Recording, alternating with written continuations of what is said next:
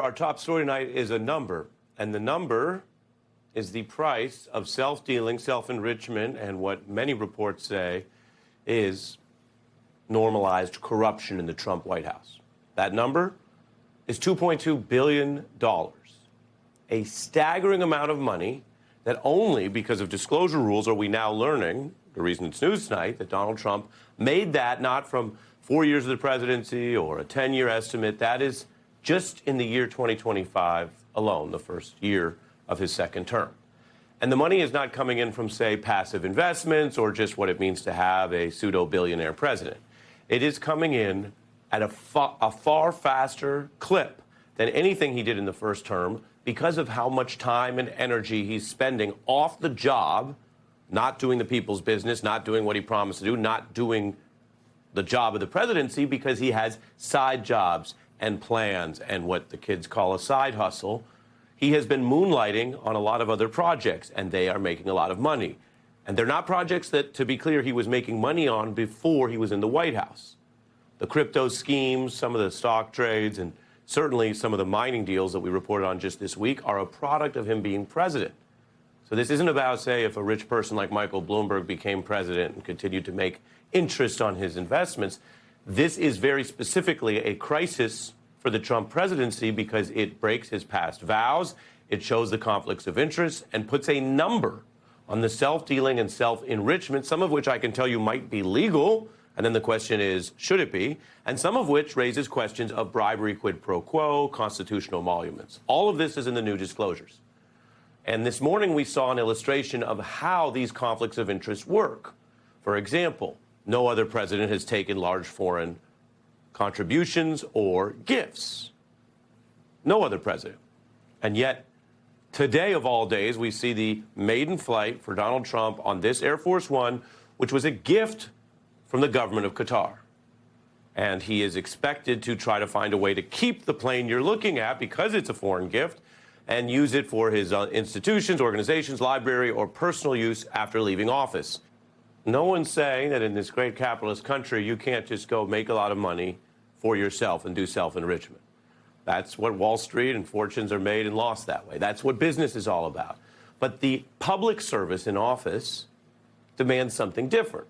And so what we just showed you, Trump contradicting himself, owning himself, if you will, the guy who once said this is a scam, then realized he could make money off it, off his fans, and now he's into it.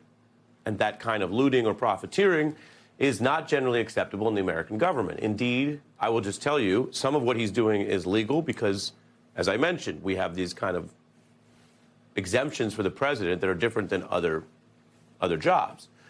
But if you took the exact same facts I just told you about and applied them to other types of government officials, a judge, a member of Congress, you could literally wind up in jail for doing what is actually publicly reported tonight that Trump is doing.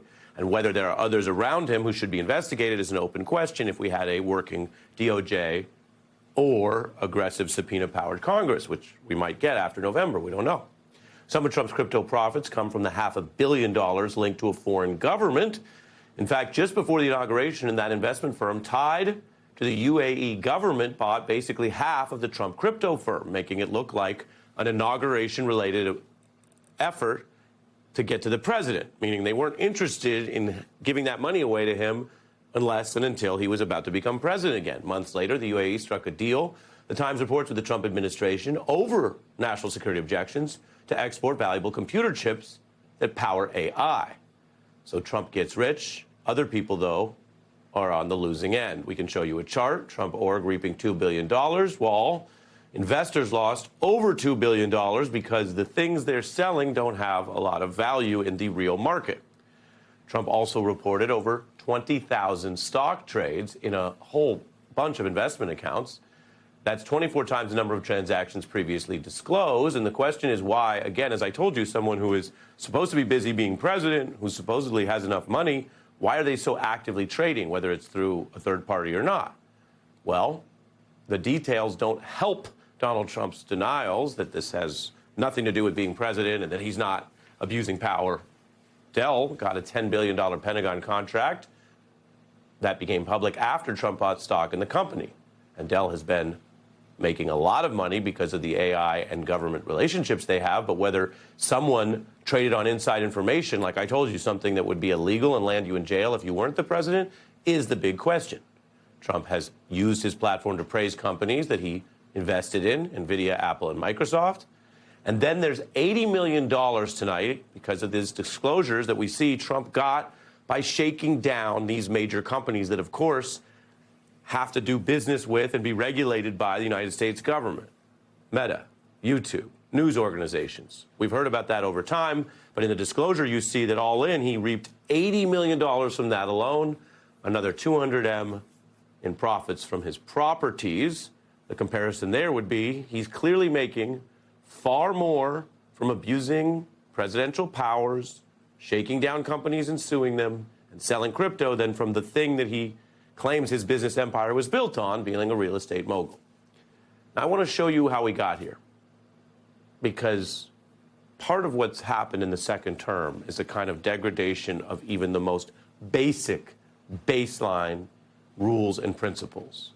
And in any modern society, there will be things that are done because we agree to do them together, what you might call the social contract. I don't mean to sound naive.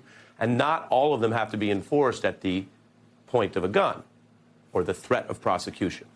And so when we talk about clean, good government, not holding a second job, not abusing your government powers to just enrich yourself or your family, apart from the laws, that is something that, believe it or not, most presidents have refrained from. And all presidents have refrained from at the scale of Donald Trump. And we can go one better.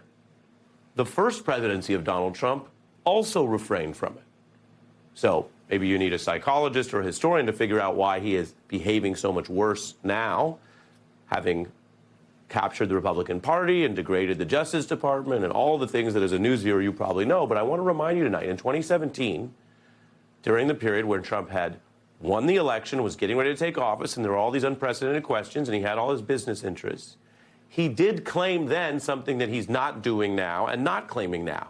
He, at that point, felt the need to say, and he had lawyers backing him up, that they were going to avoid the kind of conflicts we're living through today, and that he would step away from and not operate his business interests. My two sons, who are right here, Don and Eric, are going to be running the company. They are going to be running it in a very professional manner.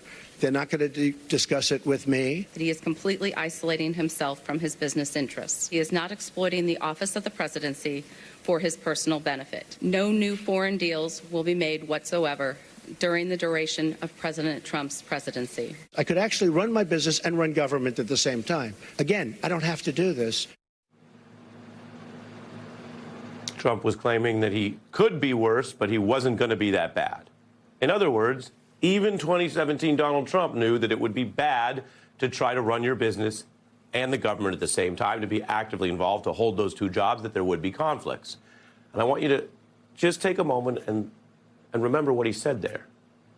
He and his lawyer said there won't be new foreign deals, because to even do a deal, a back and forth business deal with other countries while you're also running foreign policy, is a huge conflict of interest, and the American taxpayer or the American soldier could lose out. So you don't want that kind of conflict. We went from Donald Trump claiming no foreign new deals to Donald Trump taking $400 million in a free gift from a foreign government that, of course, expects something in return. That's how fast we've gone downhill. The $2 billion he raked in last year is more than the previous year when he was a candidate. Trump's White House denies any wrongdoing, and they don't have really logical answers for why all of a sudden he's making so much as president, which seems to be related to the powers of the presidency and not just, say, his general private citizen revenue rate. And we're seeing, even in conservative circles, this is too much.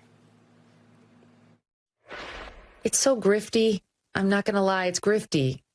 You know, the Trump family is grifty. There's been like story after story about all the money that his sons are making off of the government, these government contracts they're getting, all that. I can't stand that stuff. There was this story this week, too, about his sons making money off a deal in Kazakhstan. What's the White House's position on all these questions? That's what Americans wanted. They wanted a businessman in office. If they think that this issue is not permeating across the country with people going, wait, what? Your children are involved in this. And if you remember, we spent a lot of time talking about Hunter Biden. I didn't like it when Hunter Biden was doing it, and I don't like it when the Trumps are doing it. That's the sound of the criticism on the right.